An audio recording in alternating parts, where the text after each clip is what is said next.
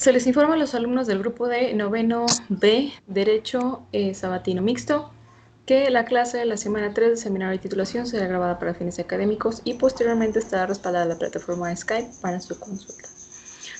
Muy buenas tardes, muchachos. Espero se encuentren ustedes excelente y formidablemente bien.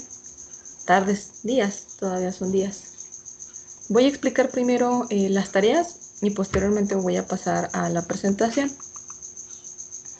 Ahorita les voy a hacer llegar al chat 2 documentos que les van a servir a ustedes para poder utilizarlos dentro de esta semana, que son la presentación que ahorita vamos a ver y la guía de normas APA en su resumen, en su versión resumida de la 7ª edición.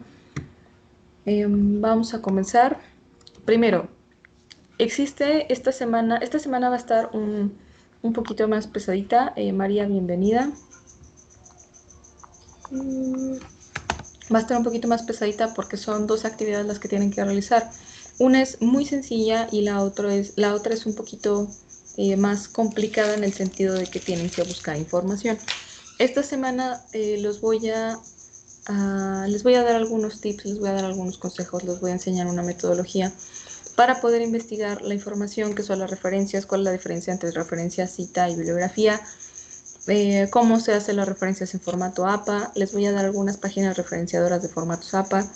El mismo compendio que les di de manera de resumen de la 7ª edición de normas APA les va a servir para el desarrollo de su trabajo. Entonces, bueno, vamos allá.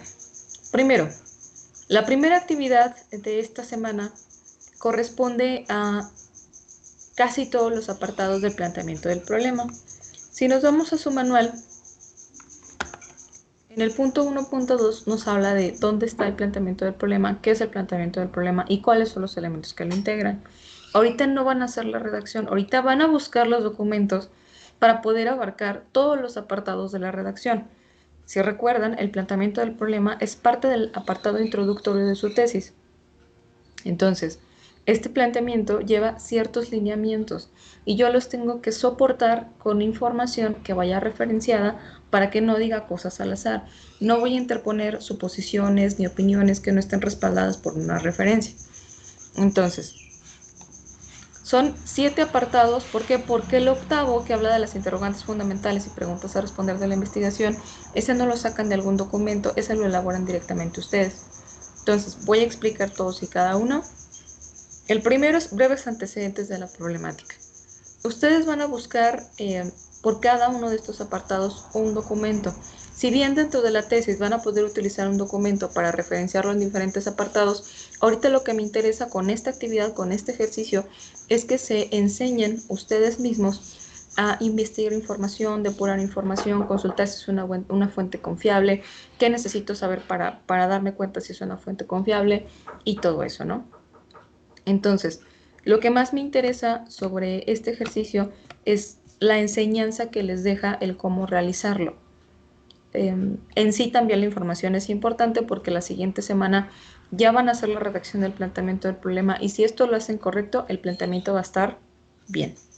Entonces, el primer punto, cuando hablamos de breves antecedentes de la problemática, tengo que buscar un documento ya sea electrónico o físico, les digo, no es posible repetirlos, donde me hable a ciencia cierta con dónde comenzó históricamente hablando mi problema. Si es un problema muy, muy viejo, si es un problema como muy de antaño, Mitzi, bienvenida. Si es un problema muy de antaño, es un problema que tiene siglos tal vez, puedo mencionar, no precisamente históricamente hablando desde dónde proviene, sino puedo mencionar a partir de cuándo se manifiesta esta situación en México o en Aguascalientes, según sea el caso de su investigación. Porque no es lo mismo, les platicaba yo la semana pasada cuando hablamos del título, hablar del problema en México, hablar del problema en Aguascalientes. Una cosa es buscar documentos que me digan que el problema se encuentra en Aguascalientes y no es lo mismo a buscar documentos que me hablen de que el problema se encuentra en todo México, porque tendría que buscar un documento donde hable de que ese problema se manifiesta en todos y cada uno de los estados de la República Mexicana. Entonces, no es lo mismo, es un problema que crece de proporciones en la medida que yo toque la geografía. Entonces, en mis breves antecedentes de la problemática, por ejemplo, si voy a hablar de mmm, la falta de conciencia testamentaria, bueno, en mis breves antecedentes de la problemática yo puedo poner una estadística o puedo poner una investigación donde me diga a partir de cuándo México ha visto o Aguascalientes ha visto que la persona no tiene conciencia testamentaria, que simplemente deciden dejar las cosas al azar, a la buena fortuna o al destino, ¿no? O bien, yo puedo hablar dentro de este apartado cómo esta situación se ve reflejada desde hace 10 años, desde hace 20 años, desde hace 30 años. Puedo escogerlo de la manera en como más me acomode. Síntomas que reflejen la situación problemática. Les voy a dar una analogía. Yo cuando estoy enferma de gripa, pues tengo escurrimiento nasal, me lloran mis ojitos, tengo estornudos, me pica la nariz, no escucho bien, me duele la cabeza, tengo temperatura. Esos son los síntomas que reflejan que yo tengo una gripe común. ¿Cuáles serían los síntomas que reflejarían una problemática? Volviendo al ejemplo de la falta de conciencia testamentaria, pues puede ser el gran cúmulo de juicios intestamentarios dentro de los juzgados que están sin resolver. Puede ser otro síntoma que refleja la problemática, pues que las personas que tienen que hacer un testamento no van por ellas mismas, las llevan pues que el hijo, que el hermano, que el tío, o sea, ellos no tienen la iniciativa de hacer un testamento, siempre son llevados por otras personas. Eso habla de una falta de conciencia, porque pues se entiende que si yo soy el que lo quiero hacer, pues no necesito que nadie me lleve, ¿no? ¿Cuál podría ser otro síntoma? Otro síntoma podría verse reflejado en que, aunque sea el mes del testamento septiembre, no es como que suban mucho la cantidad de testamentos que se hacen a diferencia de otros meses. Esos son un ejemplo de los síntomas.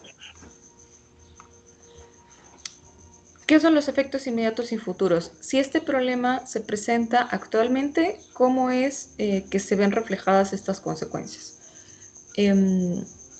Uno de los efectos que puede haber es que hay propiedades que están incluso a la venta, pero están intestadas. Entonces, y ese es un efecto inmediato. Personas que necesitan vender la propiedad, pero esa propiedad no tiene un testamento, por lo tanto, es una propiedad intestada de la cual se tiene que llevar a un juicio, pero le surge el dinero. Entonces, un efecto inmediato es que ahorita hay propiedades a la venta que están intestadas. ¿Cuál sería el efecto futuro en base a lo que yo les estoy diciendo? Pues que probablemente la persona o las personas que lleguen a comprar esa propiedad se vean metidos en muchos problemas y en muchas circunstancias derivadas de no haber solucionado el problema principal, que era la falta de testamento. Entonces, esa puede ser una. ¿Cuál puede ser la otra? Que incluso puede llegar bienes monstrencos. ¿Cuáles son los bienes monstrencos? Los bienes que no tienen dueño. O podemos llegar a que el gobierno en algún momento se quede con mi propiedad porque nunca realicé el juicio testamentario. Es decir, el problema ya no se quedó con la generación que seguía después del testador, sino ya son los bisnietos, ¿no? Entonces, esos pueden ser los efectos futuros. Causas probables y factores asociados. Aquí es, ¿qué es lo que está originando que este problema suceda o se manifieste? ¿O qué es lo que está viéndose que es el factor principal por el cual se desemboca este problema? Siguiendo con el ejemplo de los testamentos, una de las causas probables pues puede ser la falta de cultura testamentaria, ¿no? A nosotros, si estamos en una familia en la cual mi familiar o mis familiares están educados a llego a cierta edad y tengo que hacer testamento, probablemente yo lo voy a poder hacer. Entonces, si no es así, la educación también puede ser, Carolina, bienvenida. La educación también puede ser un factor determinante, ¿no? O sea, la educación como una causa probable. Si no me educan a que lo tengo que hacer, pues no lo hago. ¿Cuál puede ser otro? La falta de discusión en el Estado o la falta de difusión por parte del Colegio de Notarios. O sea, mucha gente luego también no hace sus testamentos porque no sabe cómo hacerlos. Y hay notarios que a veces no son lo suficientemente empáticos como para explicarle correctamente a las personas. ¿A qué me refiero? vas a una plática con el notario en donde asimismo te puede llegar a hacer el testamento en ese momento y el notario te instruye como quiere instruirte, no como tú lo querías dejar. Me ha pasado en 2 o 3 ocasiones el escuchar, es que mi papá, Carlos Colorado, bienvenido Carlos Colorado, me ha pasado que en algunas ocasiones he escuchado de personas el que pues es que mi papá iba con una idea, pero el notario lo convenció de otra y dices, pues se supone que es la voluntad de él, no la voluntad del notario. Hace poquito escuché una donde me decían, que era una persona que estaba en su lecho de muerte en la clínica uno y él dice, le quiero dejar todo a mi hijo fulanito de tal, porque él ya le dije cómo repartirse, y resulta que el otro le dijo, nada más a él, pero si tiene más hijos, si tiene esposa, déjele todo a todos, sí se puede. Entonces, una causa probable, pues también lo pudiera hacer de las malas instrucciones de los mismos notarios, ¿no? De algunos, no hay que generalizar. O un factor asociado también podría ser la cuestión económica. Según el arancel notarial, lo máximo que se puede cobrar por un testamento son 3.500. Y hay notarios que así lo hacen, te cobran 3.500 y es pues mucho para un testamento, yo considero que es mucho, porque el notario con el que yo trabajo, que es el licenciado 14, el licenciado José Luis Arnalara, regularmente tiene un precio estándar todo el año por el testamento. La última vez que hice uno estaba en 1.750. Entonces, pues nada, tiene que ver 3.500 a 1.750, ¿no? Y menos cuando no tiene recursos para hacerlo. Datos que verifiquen que el problema es parte de un contexto en el que se conjugan otros problemas relativos. Estadísticas. Esto es lo que quiero ver en el punto número 5. 8 de cada 10 abuelitos no testan. 5 de cada 15 jóvenes no les interesa nada que tenga que ver con el testamento. Eh, Existen tantas defunciones y de esas defunciones podemos ver reflejadas que únicamente tantas tienen testamento y así sucesivamente. Actores o instituciones involucradas. Aquí puedo poner a la sociedad, eh, puedo poner a las instituciones gubernamentales directamente involucradas, puedo poner incluso al sector, a algún sector poblacional, puedo poner alguna secretaría. Mm, Aquí puedo poner a quien se me ocurra que esté directamente relacionada con el problema. Y por último, soluciones que se han intentado, si se han intentado. A la fecha no tengo un proyecto de tesis de algo que no esté legislado ya y que no se haya intentado al menos una solución.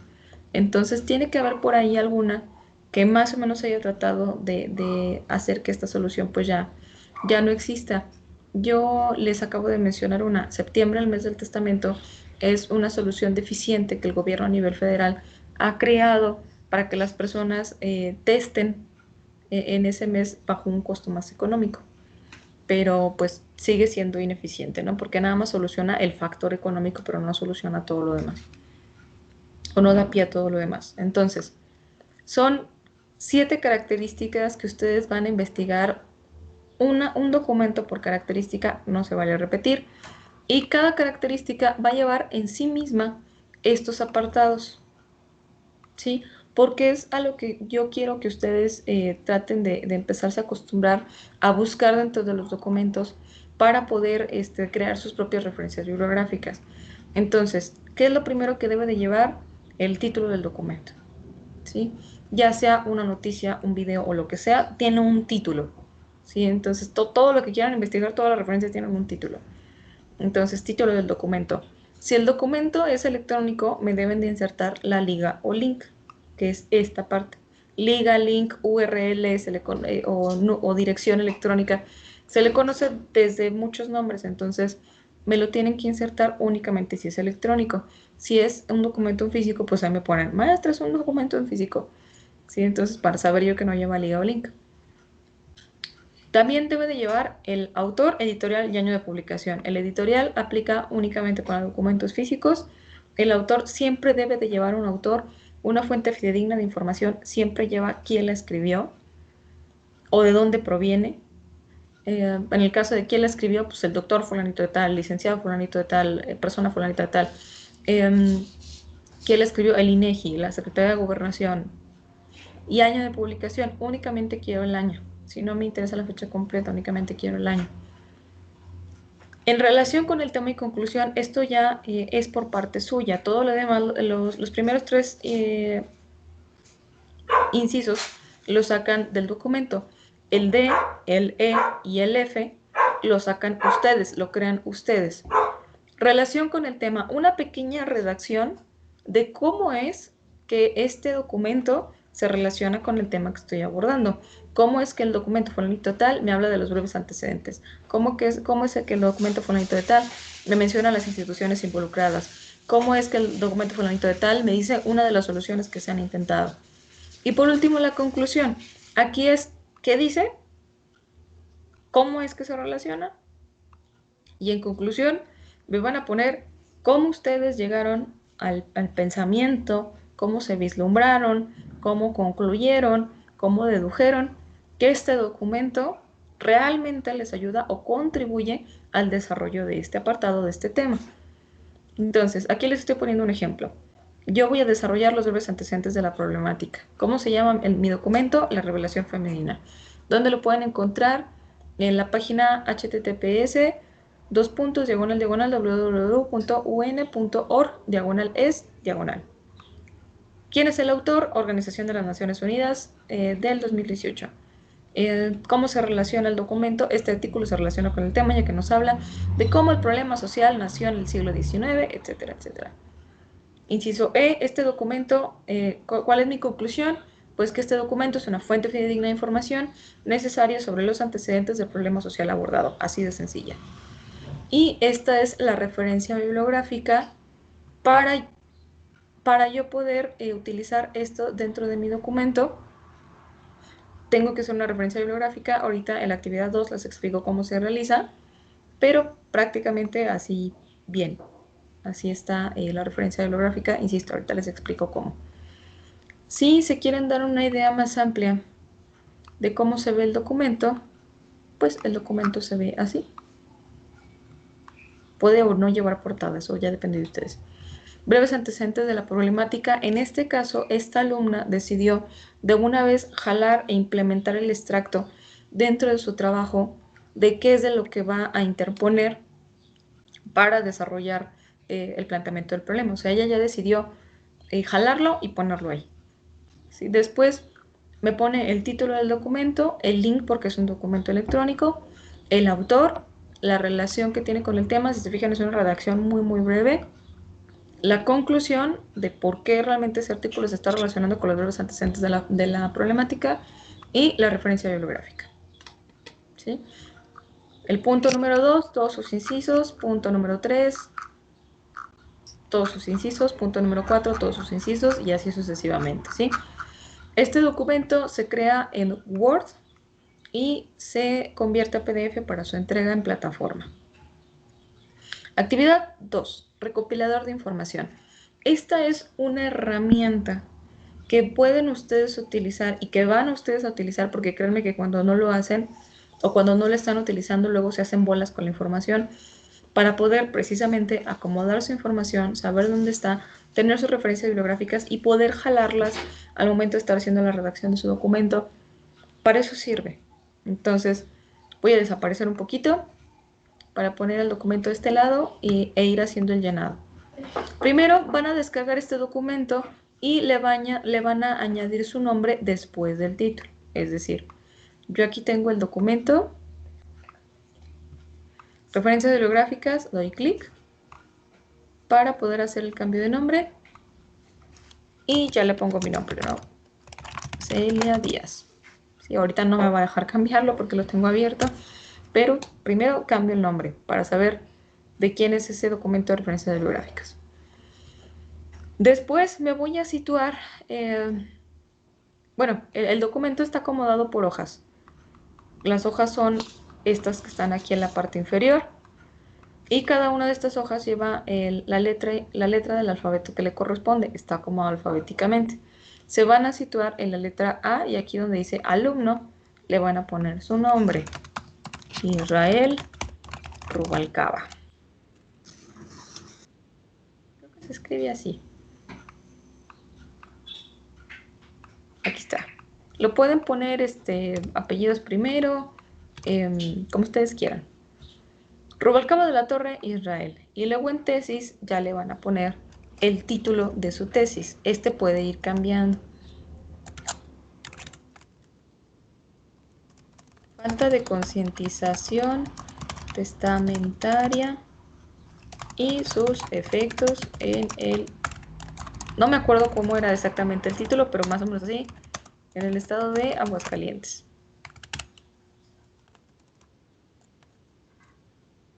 Entonces lo ponen aquí.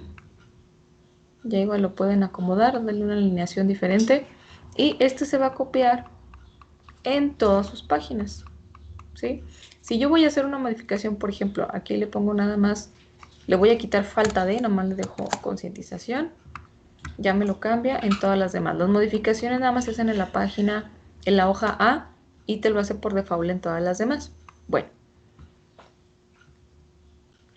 ¿qué sigue? Cuando tengas un documento, un libro, una revista, una enciclopedia o lo que sea, les he comentado que, bueno, y ahorita más adelante también vamos a hablar de eso, las referencias bibliográficas pueden venir de muchos lados. Una referencia bibliográfica puede ser un video, un libro, una revista, una entrevista, un documento en PDF, una tesis, una jurisprudencia. Puede ser desde muchos lados. A ratito le explico. Puede ser desde muchos lados. Entonces, cuando ustedes obtengan un documento, van a situarse en la columna del nombre del documento. Supongamos que yo estoy buscando un documento que se llama, bueno, el documento es el Código Penal para el Estado de Aguascalientes. Yo voy a poner Código Penal para el Estado de Aguascalientes aquí donde dice nombre del documento. Después en la carpeta de ubicación, yo voy a poner en dónde puedo encontrar ese documento. Supongamos que yo ya tengo aquí mi carpeta de tesis y en tesis creo una carpeta que se llama legislaciones y ahí tengo mi código penal. Entonces, carpeta de ubicación sería tesis, diagonal, legislaciones. Esto ya lo expliqué la semana pasada, la importancia del acomodo de mis referencias bibliográficas o de mis documentos. ¿Por qué? Porque si yo no acomodo correctamente los documentos, después no voy a saber dónde están y a la hora que los quiero utilizar dentro de la redacción, va a ser muy difícil que los encuentre. ¿Sí? Entonces, en la columna de carpeta de ubicación le pongo en dónde está y después voy a crear la referencia bibliográfica. Aquí dentro de la tarea les estoy adjuntando también los generadores de referencias bibliográficas. Este es el que yo más utilizo porque es regularmente donde es más sencillo ponerla, pues ahora sí que los datos que me pide aquí. Si yo saco el Código Penal para el Estado de Aguascalientes, primero, ¿quién es el autor? ¿Qué es lo primero que me pide? Es el H. Congreso del Estado. Autor H. Congreso del Estado. Año de publicación 2013, si no mal, sí, 2013. Título del libro, ese igualmente ya lo tengo aquí. Código Penal para el Estado de Aguascalientes. Lugar de publicación pues es Aguascalientes, Aguascalientes. Editorial, no viene la editorial como tal porque es un documento electrónico, pero me lo va a pedir. Le puedo poner Gobierno del Estado porque es pues prácticamente quien lo está difundiendo, ¿no? De aquí ya está mi referencia bibliográfica. En el momento en el que yo le pongo generar ficha, me da mi referencia bibliográfica y ya la puedo insertar aquí. H. Congreso del Estado, 2013, Código Penal para el Estado de Aguascalientes, Aguascalientes, Aguascalientes, Gobierno del Estado.